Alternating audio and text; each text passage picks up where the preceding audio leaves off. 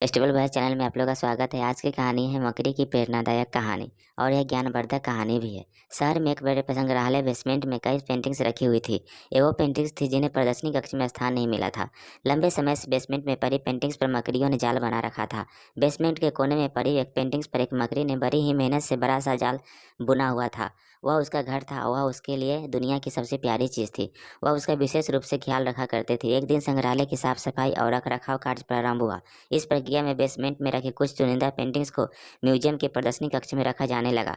यह देख संग्रहालय के बेसमेंट में रहने वाले कई मकड़ी अपना जाल छोड़ अन्य जगह चले गए, लेकिन कोने की पेंटिंग्स की मकड़ी ने अपना जाल नहीं छोड़ा। उसने सोचा कि सभी पेंटिंग्स को तो प्रदर्शनी कक्ष में नहीं ले जाया जाएगा, हो सकता है इस पेंटिंग्स को भी न ले जाया जाए। कुछ समय बीतने के बाद बेसमेंट से और अधिक पेंटिंग्स उठाई जाने लगी, लेकिन तब ये मकड़ी ने सोचा कि ये मेरे रहने की सबसे अच्छी जगह है। इससे बेहतर जगह मुझे कहाँ मिल पाएगी।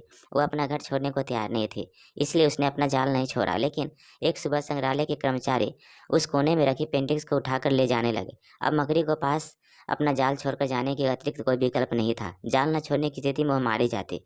बुझे मन से उसने इतनी मेहनत से बनाया अपना जाल छोड़ दिया। संग्रहालय से बाहर निकलने के बाद वह कई दिनों तक इधर उधर भटकती रही। कई परेशानियों से उसे दो चार होना पड़ा। वह बड़ी दुखी रहा करते थे। उसका खूबसूरत घर भगवान ने उसे छीन लिया और इसे मुसीबत में ढकेल दिया। वह संग्रहालय के अपने पुराने घर के बारे में सोचकर और दुखी हो जाती है कि उससे अच्छा स्थान अब उसे कहीं हासिल नहीं होगा। लेकिन उसे अपने रहने के लिए स्थान तो खोजना ही था, इसलिए वह लगातार प्रयास करती रही। आखिर में एक दिन वह सुंदर बगीचे में पहुंची। बगीचे में शांत कोना था जो मकड़ी को बहुत पसंद आया। उसने फिर से मेहनत प्रारंभ की और कुछ ही दिनों में पहले से भी सुंदर जाल तैयार कर लिया। यह उसका अब तक का सबसे खूबसूरत घर था। अब वह खुशी की थी।